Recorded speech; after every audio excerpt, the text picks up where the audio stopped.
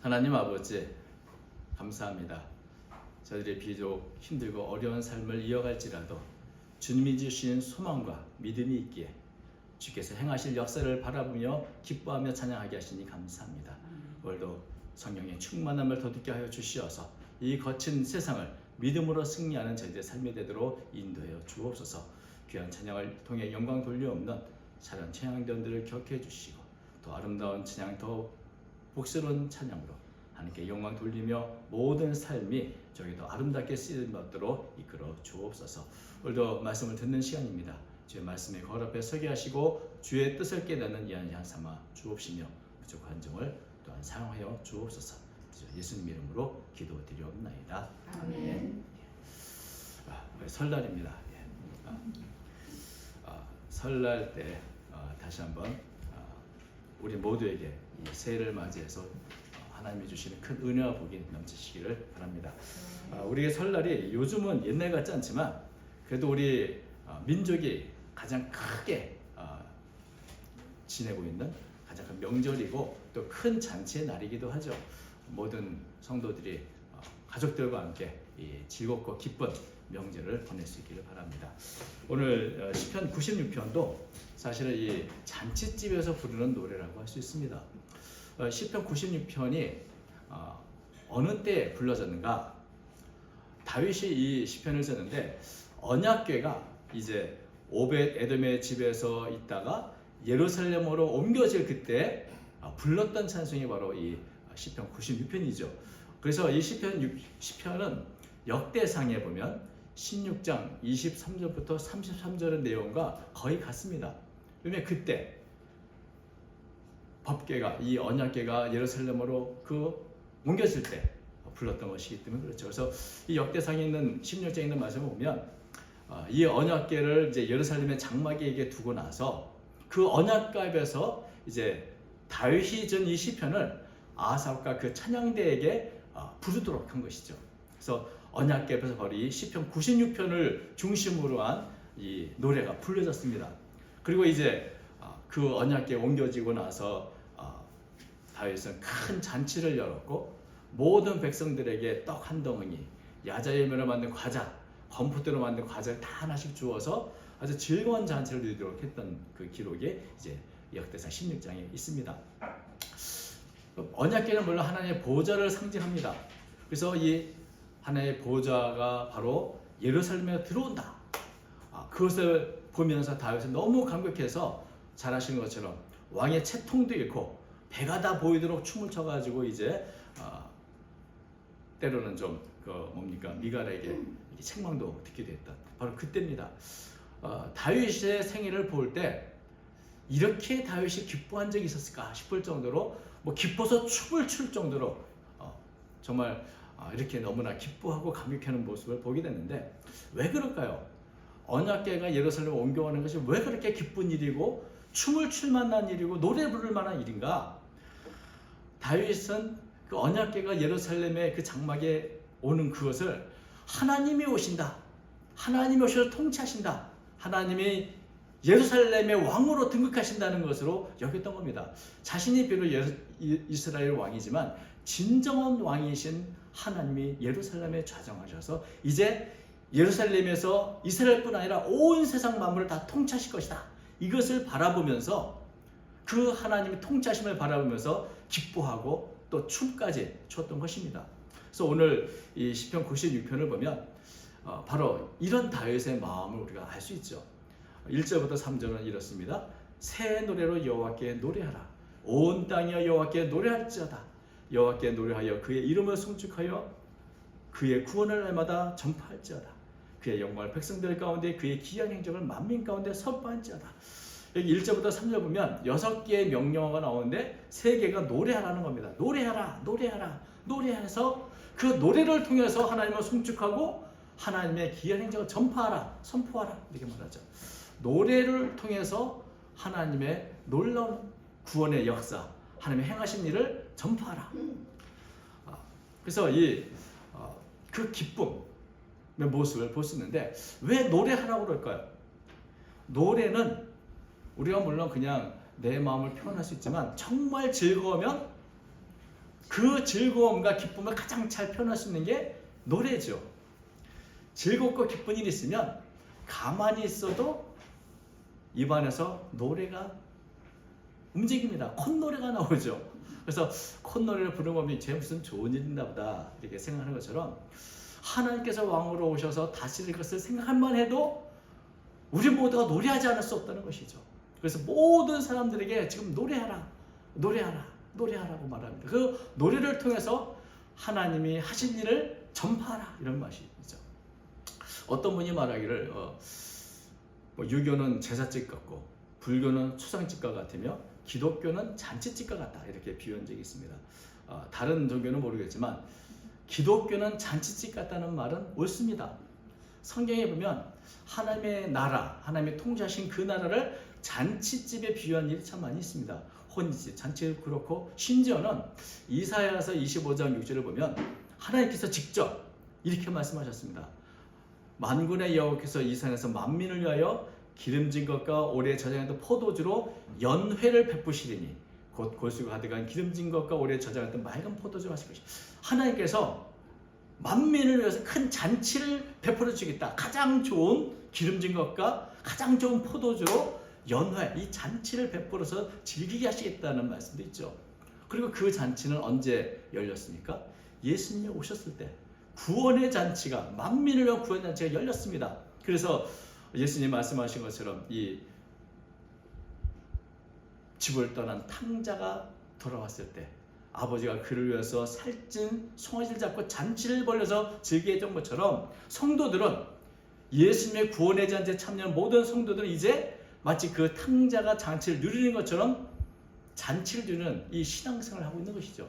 그래서 기독교 안에서 언제나 이 찬양이 끊이지 않고 오늘도 성가대 찬양대에서 말씀하신 것처럼 내 마음이 기뻐서 정말 어떻게든 그걸 표현하고 싶어서 노래로 나오는 그런 모습을 보게 되는 겁니다. 이 잔치집의 특징이 뭐냐면 즐겁다는 것이죠. 잠언서 15장 10절 보면 이런 말씀이 있습니다. 고난받는 자는 그날이 다 험악하나 마음이 즐거운 자는 항상 잔치합니다. 마음이 즐거우면 항상 잔치하는데 그 잔치에 노래가 빠질 수 없죠. 그래서 하나님이 행하시는 그 구원의 잔치, 은혜의 잔치에 참여하는 성도들은 늘 마음에 기쁜 즐거운 노래를 부르는 게 당연한 것입니다. 그래서 다윗은 하나님이 오셔서 행하신 모든 일을 바라며 먼저 노래하라.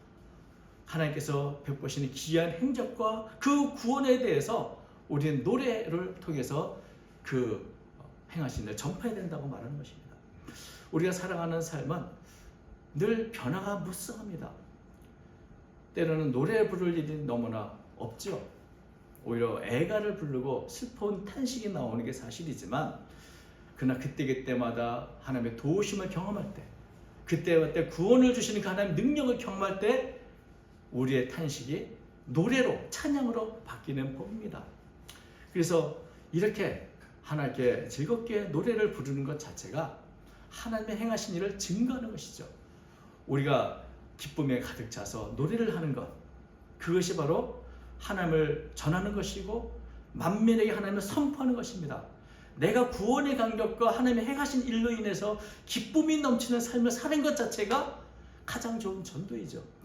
예수를 믿어보니 저 사람은 예전엔 참 밝은 얼굴인데 예수 믿고 교회 다니고 걱정 근심이 많아.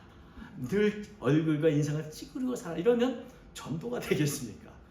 예전에는 찡그리고 늘 이렇게 우울했던 사람이 예수님을 믿고 나서 늘 노래가 끊이지 않아. 콧노래가 나와. 이런 것이 우리가 일부러 복음을 전하자 다른 사람들에게 눈으로 보여지는 증거가 되는 것이고 간증이 되는 것이고 다른 사람에게 하나님의 행하심을 증거하는 가장 좋은 방편이 되는 것입니다. 그래서 노래함으로 하나님의 놀라운 일을 전하라, 전파하라고 다윗은 말하는 것이죠. 하나님이 우리에게 주신 은혜들 너무나 크기 때문에 또 하나님의 행하신 일 너무나 위대하기 때문에 우리는 찬양하지 않을 수 없고 찬양도 아무리 많이 찬양하고 또 찬양해도 늘 부족한 법입니다. 그래서 4절부터 6절은 하나님이 어떤 분인가, 왜 우리를 찬양하는가를 말하고 있습니다. 여호와는 위대하시니 지극히 찬양할 것이요 모든 신들보다 경외할 것이며 만국의 모든 신들은 우상들이지만 여호와께서는 하늘을 지었습니다. 존귀와 위엄이 그 앞에 있으며 능력과 아름다움이 그의 성소이다. 우리가 하나님을 노래하고 찬양할 이유는 오직 하나님만이 참 신이시기 때문입니다. 세상의 모든 신은 다 우상들이다. 그 우상이라는 단어는 헛것, 쓸모없고 아무것도 아닌 것들이라는 것이죠. 그것들은 다 사람들이 만든 것이고 사람들이 이름을 지어진 것뿐이지 그것이 과연 신인가? 신이라는 이름만 갖고 있지만 실제로는 아무것도 아무 일도 할 수 없는 헛된 허상에 불과한 것들이다. 이런 것입니다. 굉장히 위험한 일이죠. 위험한 말입니다. 그러나 이게 사실인 거예요. 그러나 하나님은 어떤 분인가? 그분은 하늘을 지으신 분이다. 광야와 끝이 없는 그 우주를 지으신 분이 바로 하나님입니다. 하나님만이 스스로 존재하신 분이고 온 세상을 지으신 창조주이시다. 그러므로 그분께만 존귀와 위엄과 능력과 아름다움이 있기에 그분을 우리는 마땅히 찬양해야 하고 그분에 합당한 영광을 돌려야 한다는 것입니다. 그래서 모든 만국의 족속들, 비단 이스라엘 백성뿐 아니라 모든 피조물들은 다 하나님의 영광과 권능을 하나님께 돌려야 될 것을 말하고 있습니다. 7절부터 만국의 족속들아 영광과 권능을 여호와께 돌릴지어다. 여호와께 돌릴지어다. 여호와 이름에 합당한 영광을 그에게 돌릴지어다. 예물을 들고 그의 궁정에 들어갈지어다. 아름답고 거룩한 것으로 여호와에 예배할지어다. 온 땅이여 그 앞에 떨지어다. 영광이라는 단어는 언제가 말씀드린 것처럼 하나님의 하나님 되심이 드러나는 것을 영광이라고 합니다. 하나님이 누군지 몰랐는데 이런 일을 한 것을 보면서 하나님이 이런 분이라고 드러나는 것, 그 사건을 영광이라고 하는 것이죠. 하나님이 영광이 나타난 그 사건들이 많이 있지만 가장 중요한 것은 하나님의 영광이 언제 가장 잘 드러났는가? 그것이 바로 창조 때 하나님의 영광이 아주 확연하게 드러났습니다. 무에서 유를 창조하실 수 있는 분은 오직 하나님밖에 없고 세상을 창조한 것 자체가 하나님의 권능이었다는 걸 드러낸 사건인 것이죠. 전능하신 하나님의 역사가 나타나는 게 바로 이 창조 사건이고, 그래서 창조를 통해서 우리는 하나님의 그 아름다움을 또 하나님의 위대하심을 우리는 발견하게 됩니다. 이 세상은 처음부터 있었던 것이나 우연히 있게 된 것이 아니고 하나님의 뜻과 계획대로 그 하나님의 권능으로 창조된 것이다. 그래서 이 천지 창조에서 하나님의 영광이 나타나게 됩니다. 그래서 이것이 바로 모든 만물이 하나님께 창조한 것이라는 것을 우리가 인정하는 것, 그게 바로 하나님께 영광을 돌리는 일이 되는 것입니다. 사도 바울이 로마서 11장 36절에 말한 것처럼 이는 만물이 주에게서 나오고 주로 말미암고 주에게로 돌아가며 그에게 영광이 세세에 있을지어다. 이게 모든 피조물들이 마땅히 해야 할 하나님께 영광을 돌리는 것이죠. 하나님이 천지를 창조하셨고 나를 창조하신 분이고 생명을 주신 분이라는 것을 인정하는 것, 그래서 받아들이는 것이 바로 영광을 돌리는 것입니다. 또 하나님의 영광이 어디에서 가장 극명하게 나타나는가? 죄인을 구원하는 방편에서 나타났습니다. 죄인을 타락한 이 세상을 회복하고 죄인을 구원하시기 위해서 자신의 독생자를 내어주시는 것, 죄의 허물로 죽은 우리들을 다시 살리고 회복시키기 위해서 예수 그리스도를 십자가에 우리 대신 죄값을 다 치르게 하신 그 사건, 이 십자가 사건이 하나님의 사랑과 공의가 드러난 하나님의 영광이 나타난 사건입니다. 그런데 이제 앞으로 더 큰 하나님의 영광이 나타날 때가 옵니다. 어느 때인가? 예수님이 다시 오셔서 온 세상을 심판하고 영원히 다스리실 그때 하나님의 영광이 드러나게 되고 하나님의 그 천지 창조가 전국 완성되는 것을 우리는 바라보면서 모든 영광을 하나님께 돌릴 때가 오는 것입니다. 그래서 오늘 이 시편 96편은 이미 우리가 누리고 받고 있는 창조와 구원의 역사를 말할 뿐만 아니라 이제 앞으로 오셔서 다스리실 그 하나님의 영광을 미리 바라보고 소망을 갖고 노래를 하는 것입니다.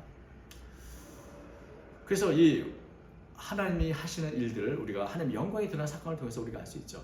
천지 창조, 그리고 인간은 아담으로부터 이렇게 타락하고 죄로 물들었지만 이제 예수님을 통한 구원, 그리고 앞으로는 하나님께 다시 오셔서 이루실 영원한 통치, 바로 이것이 바로 하나님의 영광을 드러내고 이것을 우리가 받아들이는 것, 인정하는 것, 이게 바로 하나님께 합당한 영광을 돌리는 것입니다. 하나님은 창조주이시고 구원주이시며 또 앞으로 온 땅을 영원히 다스리실 통치자라는 것, 그것을 우리가 인정하는 것이 바로 하나님께 영광을 돌리는 것입니다. 그렇다면 어떻게 영광을 돌리는가? 어떻게 그 하나님의 창조주요 구원주요 심판자이신 하나님께 영광을 돌릴 수 있는가? 그 영광을 돌리는 방법이 예배입니다. 예배라는 단어는 허리를 굽혀 무릎을 꿇고 엎드린다는 그런 의미의 단어입니다. 하나님 앞에서 그분의 위대하심과 그 권능과 영광 앞에 엎드려 경배하는 것, 엎드려 절하여 하나님을 높이는 것, 그것을 인정하는 것이 바로 예배인 것이죠. 모든 피조물들은 하나님에 대한 경외심을 갖고 예물을 들고 그의 궁정에 들어가서 아름답고 거룩한 것으로 예배해야 합니다. 하나님께서 기뻐하시는 예배는 아름답고 거룩한 곳으로 드리는 것이죠. 어떤 것이 아름답고 거룩한 것일까요? 아름다운 외모와 또 훌륭한 이런 옷가짐, 옷을 입고 나가는 것일까요? 그렇지 않습니다. 하나님이 원하시는 것은 도덕적이고 영적인 아름다움인 것이죠. 주께 예배할 때 억지로나 전하는 심령으로 기쁨과 감격한 마음으로 드리는 예배, 그리고 그 하나님의 뜻대로 살고자 노력했던 순종하는 삶으로 드리는 예배야말로 하나님 앞에 아름답고 거룩한 것이고 주님 그것을 기뻐하십니다. 이제 앞으로 이 땅에 오셔서 다시 하나님을 바라보는 마음을 갖고 우리는 이런 예배를 드려야 하는 것이죠. 그래서 하나님께 드리는 찬양과 노래는 이미 행하신 일들, 창조와 구원의 6번 안에 이제 다시 오셔서 영원히 다스리실 것을 바라보면서 우리 성도들 항상 이런 기쁨의 찬양이 있어야 하는 것입니다. 10절부터 마지막 13절까지 바로 하나님이 다시 영원한 통치에 대해서 말씀하고 있습니다.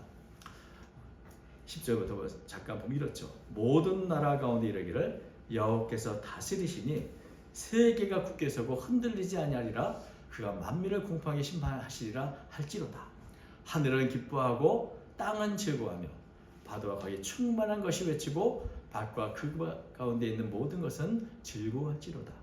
그때 숲의 모든 나무들이 여호와 앞에서 즐거이 노래하리니 그가 임하시되 땅을 심판하러 임하실 것입니다. 그가 의로 세계를 심판하시며 그의 진실하심으로 백성을 심판하시리로다. 하나님이 창조하신 세계는 아름다웠으나 우리가 아는 것처럼 죄로 말미암아 오염되었고 타락했습니다. 그래서 지금까지 죄가 세상을 뒤흔들어 왔습니다. 세상 어디서나 공의가 서지 못하고 오히려 불의가 가득 찬 모습을 보고 있습니다. 하나님은 창조주시고 여전히 이 땅을 다스리고 계시지만 이 세상에 죄로 오염된 불의와 폭력이 심각하기 때문에 때로는 이 세상이 그렇게 참 공의로 다스려지고 있다, 하나님이 다스리고 있다는 것을 우리가 인식하기 어려울 때도 있죠. 그래서 거짓이 승리하거나 불의가 지배하는 것을 보면서 야, 하나님이 만드신 세상은 왜 이런가 하는 탄식이 저로 나올 때도 있습니다. 그러나 이제 구원을 이루신 하나님께서 이제 다시 오실 때, 주님이 재림하실 때 이제 드디어 온 세상에 질서가 잡히고 세상은 하나님이 다시는 공평으로 심판하시는 그런 날이 올 것입니다. 이 심판한다는 말이 물론 무언가를 판단한다는 의미이기도 하지만 사실 다스린다는 단어도 같이 있습니다. 그러니까 심판이라는 단어를 볼 때마다 우리는 두렵고 공포에 떨게 되죠. 하나님 나라를 심판하신다, 여러분. 근데 심판을 우리는 두려워할 이유가 없습니다. 우리가 심판을 두려워했던 것은 우리에게 죄가 있기 때문에 우리가 심판을 두려워하지만 이제는 모든 죄의 문제는 십자가를 통해서 다 해결됐습니다. 모든 죄는 사함을 받았고 이제 예수님의 의가 우리에게 덧붙여졌습니다. 우리 성도들에게는 심판이 더 이상 두려운 단어가 아니죠. 사실 심판이라는 단어는 공의로 다스린다는 뜻입니다. 보복을 위해서가 아니라 하나님의 은혜와 공의가 실현될 수 있도록 그 사랑의 법이 우리 이 땅에 잘 적응될 수 있도록 다스리는 것이 바로 심판과 다스림의 의미인 것이죠. 그래서 하나님의 심판하시는 그때 모든 성도뿐 아니라 온 세상 모든 만물들이 다 기뻐하고 즐거워한다고 말합니다. 이제는 모든 것이 질서가 잡히고 불의는 사라질 것이기 때문에 그런 것이죠. 새 나라와 새 창조, 그래서 새 땅과 새 하늘이 열리는, 이전의 모든 죄의 옴염 것들이 다 사라지는 완벽하게 회복되는 세계가 열려질 것이기 때문에 주님의 심판으로 오신다는 그 말은 이제 이 땅에서 모든 것이 하나님의 원래 계획했던 대로 새로운 세대, 하나님의 다스리는 그 나라가 할 것이다. 그래서 이 세상을 심판으로 오신다는 이 나라는 사실 가장 기쁜 소식이고 우리 모든 성도의 가장 큰 소망의 소식이기도 한 것입니다. 그래서 이것을 바라보면서 하늘도 기뻐하고 땅도 즐거워한다. 나무와 또 지극히 풀 하나까지 모든 피조물들이 다 하나님이 오셔서 다스리는 것을 바라보며 기쁨을 누리고 즐거움을 누리게 될 것이다. 이것을 말씀하고 있습니다. 그러니까 지금 다윗이 언약궤가 예루살렘을 옮겨가는 것을 보면서 여기까지 본 겁니다. 이왕에 하나님께서 다스리시는 것뿐 아니라 이제 앞으로 하나님께서 다스리실 이 세상이 얼마나 새로울 것인가, 만물이 새롭게 되고 하나님의 공의가 다스리는 이 땅이 얼마나 아름다울 것인가를 바라보면서 이런 소망 가운데 다윗이 기뻐하고 춤을 춘 거죠. 야, 드디어 하나님의 나라가 오는구나, 하나님의 임하심에 이런 일이 할 것이다. 이것을 바라보며 즐거워했던 것입니다. 그러니까 우리 다윗이 왜 그렇게 채통머리 없이 즐거워하고 춤을 춘나를 이것을 가면 알 수 있죠. 정말 그랬겠다. 정말 하나님의 나라가 임하고 온 세상이 변화되고 만물이 새롭게 즐거워하는 것을 바라볼 때 이때 비로소 우리가 정말 얼마나 기뻐하고 즐거워할 수 있을까. 여러분, 아직도 이 세상은 불의가 또 거짓이 죄악이 난무한 시대입니다. 그러나 주님이 다시 오시는 그때 이 모든 것이 사라지고 온 세상 모든 만물이 즐거운 날이 올 것이라는 이 소망, 이런 희망을 갖고 우리는 즐거워하시는 것이죠. 우리가 하나님을 찬양하는 것은 이미 우리가 받은 은혜뿐 아니라 앞으로 우리에게 주실 은혜를 미리 바라보며 믿음으로 기뻐하는 겁니다. 하나님의 의의 심판과 다짐을 소망하고 즐거워하는 것이죠. 그래서 우리 성도들이 늘 찬양할 수밖에 없는 것은 이왕에 받은 은혜가 있어서 찬양할 뿐 아니라 앞으로 주실 은혜가 더 크기 때문에 하나님은 우리를 위해서 더 큰 잔치를 예배하고 계신다. 그것을 바라보면서 우리는 기뻐하고 찬양하는 것이고 어떤 상황에서도 기쁨을 잃어버리지 않게 되는 것이죠. 현실만 바라보면 내가 하나님을 믿는 사람인데 왜 내 삶은 이럴까? 왜 세상은 이렇게 변화되지 않을까? 괴로움도 있고 또 탄식이 있을 수밖에 없습니다만 이왕에 주신 은혜뿐 아니라 앞으로 주실 은혜, 하나님이 다시실 주님의 제 이름을 바라보면서 모든 성도들은 달처럼 소망을 갖고 이 소망 때문에 기뻐하고 노래하고 춤출 수 있는 것입니다. 예수 그리스도를 통해서 마침내 이 땅이 변화될 것이다. 마침내 창조주께서 만드신 그 원래의 계획대로 회복될 것이다. 그것을 바라보면서 우리는 눈앞에 있는 어려움과 또 불의가 된 세상을 바라보고 있지만 하나님의 나라를 바라보면서 기뻐하고 즐거워하며 찬양할 수 있는 것입니다. 여러분은 지금 어떤 신앙생활을 하고 계십니까? 날마다 마음에 지고 잔치집 같은 그런 신앙생활을 하시는지, 아니면 날마다 마지못해 살아가는 초상집 같은 분위기로 여러분 신앙생활 하시는지. 우리가 눈앞에 이 빈자리에 보면 왜 그럴까 생각할지 모르지만 여러분 한 분 한 분이 겨자씨와 같아서 여러분을 통해서 이루실 하나님의 일이 큽니다. 그것을 바라보면 한 분 한 분이 귀하고 볼 때마다 즐거움과 찬양이 넘쳐나게 되는 것이죠. 여러분, 현재는 늘 언제나 슬픔과 또 괴로움이 있는 것처럼 보입니다만 지나고 보면 그것이 결국 나에게 걸음이 되는 법입니다. 하나님은 우리를 위해서 항상 좋은 곳으로 예배해 놓고 계시고 가장 큰 잔치, 가장 좋은 때는 아직 오지 않았다. 주님 그것을 예배하고 있고 드디어 마침내 오실 것이라는 것을 바라볼 때 이미 행하신 기이한 행적과 구원의 은혜 때문에 감사할 뿐 아니라 앞으로 주실 은혜를 소망을 갖고 믿음으로 우리는 기뻐할 수 있는 것입니다. 신앙생활 여러분 늘 잔치집 같이 즐겁고 기쁘게 하실 수 있기를 바랍니다. 하나님의 주시는 소망을 갖고 하루하루 찬송을 부르며 믿음의 길을 걸어가시길 바랍니다. 여러분, 올 한 해 2025년도에도 여러분을 위한 가장 아름답고 귀한 은혜들을 예배해 주신 줄로 믿습니다. 이 은혜를 믿음으로 바라보며 늘 찬송하며 주께 가까이 나아가는 저와 여러분 되시기를 주의 이름으로 축원드립니다. 기도하겠습니다. 하나님 아버지, 우리가 이 세상을 바라보면 탄식을 할 수밖에 없는 어둠이 가득 차고 죄악이 관영하며 또 여러 가지 불의가 횡행하는 그런 시대입니다. 그러나 이 땅을 바꾸실 하나님의 역사와 기하 행적을 우리가 믿고 바라보며 소망 가운데 찬양을 부릅니다. 주님, 어서 오시옵소서. 주님이 임하시어서 이 부패되고 타락한 세상을 변화시켜 주시고 새하늘과 새 땅 주님이 통치하신 공의로 통치하시는 그 나라가 임하게 하여 주옵소서. 이 소망 가운데 우리가 하루하루를 살아갑니다. 이 소망으로 믿음의 길을 걸어갑니다. 사랑하는 성도들에게 이 소망을 잃지 않도록 도와주시고 언제나 이 소망으로 기뻐하며 찬양하는 잔치집 같은 삶을 살아가도록 인도하여 주시옵소서. 오늘도 설날을 맞이하는 모든 성도들 마음에 이런 소망이 가득 차게 하시고 다윗이 춤추며 노래했던 것 같이 늘 이런 기쁨으로 살아가는 성도의 삶이 되도록 복 내려 주시옵소서. 이런 믿음과 소망 주실 줄 믿사오며 모든 것을 우리 주 예수님의 이름으로 기도하옵나이다. 아멘.